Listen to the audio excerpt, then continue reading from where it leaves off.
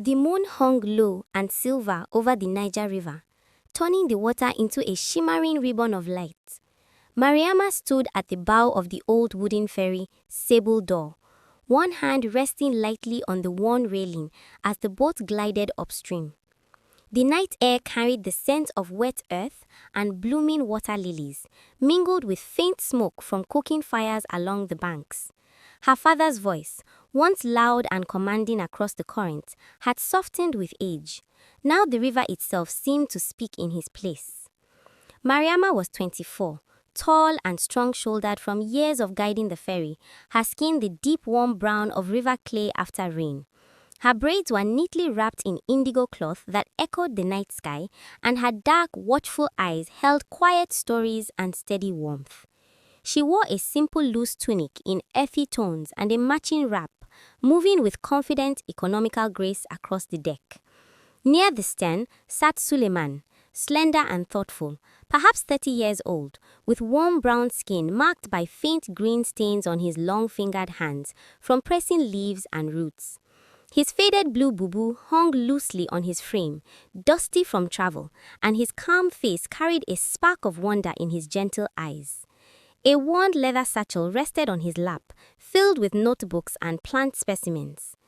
Also aboard that night was Mariama's father, Captain Amadou, 62, broad-shouldered but slightly stooped from decades on the river, with weathered dark skin, short graying hair, and kind but tired eyes. He moved slowly now, his voice a low rumble when he gave directions, dressed in an old brown tunic and trousers, always carrying a small wooden pipe he rarely lit anymore.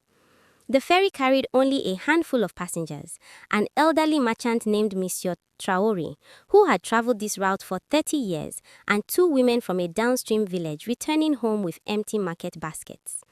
On the first night, Suleiman and Mariama passed each other with only polite nods. On the second, he asked the name of a bird whose flute-like call drifted across the water. She answered simply, "It is the river's night singer," and something in the quiet exchange lingered. By the third evening, Suleiman stood a respectful distance beside her on the railing. "You sing sometimes," he said softly, eyes on the moonlit path across the water, "when you think no one is listening." Mariama's fingers tightened slightly on the rail. "The river likes songs. It carries them farther than silence." He nodded, then drew a small sprig of an unfamiliar plant from his satchel, delicate silver-veined leaves still fresh. "This one remembers old water paths," he said. "The elders claim it speaks of memory."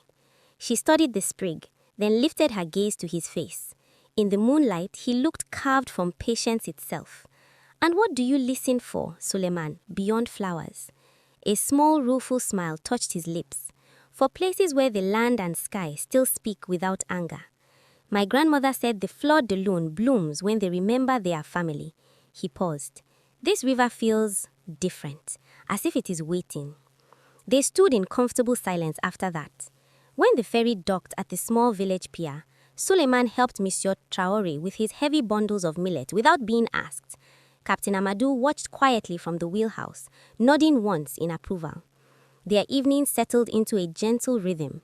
As the Sable Door made its slow nightly journey, Mariama and Suleiman would find themselves near the bow or stern, the distance between them respectful yet warm.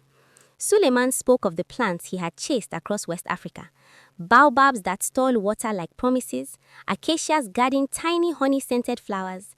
Mariama answered with the river's stories, how the Niger had once been wide enough for entire herds to swim without fear, how her grandfather knew every sandbar by the song the water made against it. Captain Amadou sometimes joined them briefly, sharing short tales of bigger floods and drier years, his voice steady and reassuring.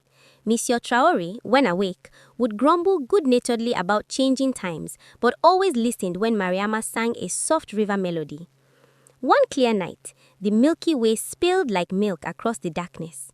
Suleiman opened his notebook on the deck between them and traced constellations with a careful finger.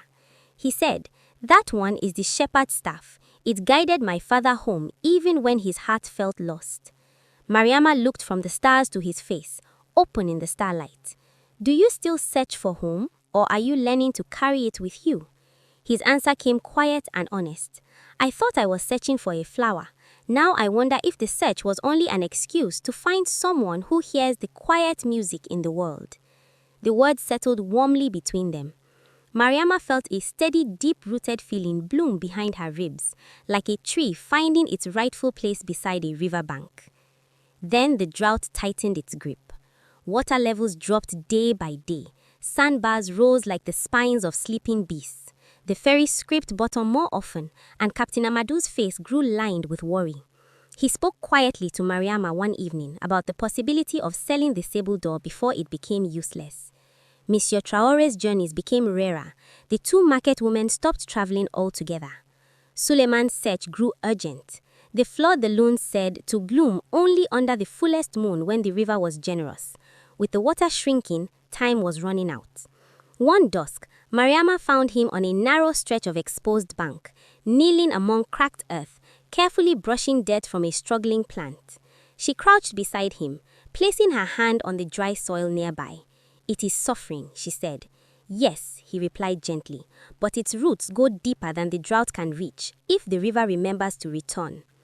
That night, they left the ferry and followed a hidden path Mariama knew since childhood to a secret cove where the river still held a deep, quiet pool. The full moon floated above like a lantern. Frogs chorused and a night heron called in the distance. They sat on a flat rock overlooking the water.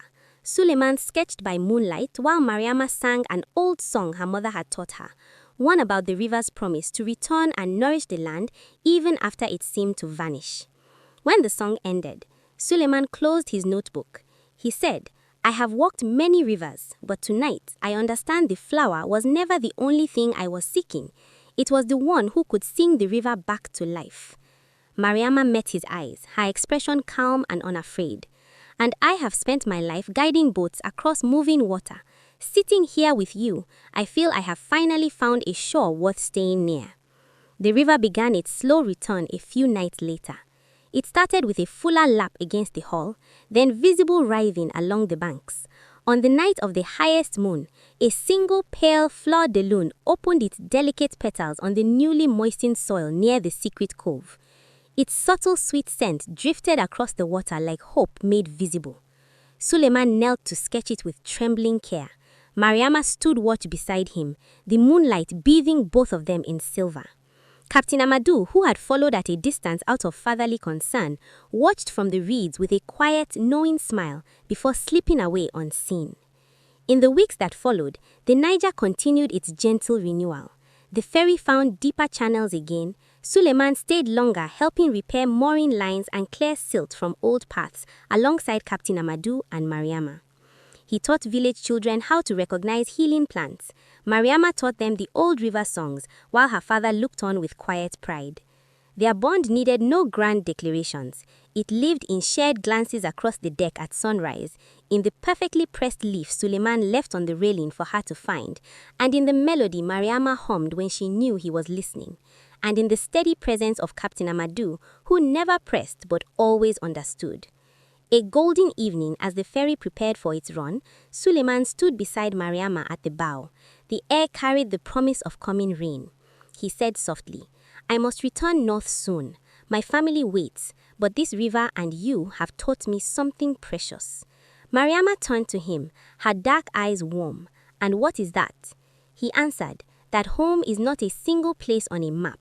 It can be a voice that sings the water's song, a quiet understanding that grows stronger than any drought. She smiled, the kind that reached her eyes and made the evening feel brighter. "Then you carry the river with you in your notebook and know that when you return, and you will return, the sable door will always have a place at the railing for the one who listens as well as I do." Suleiman's smile was soft and full of the same wonder he gave every new bloom. I will bring new chat next time and new stories of places where sky and earth still speak as family.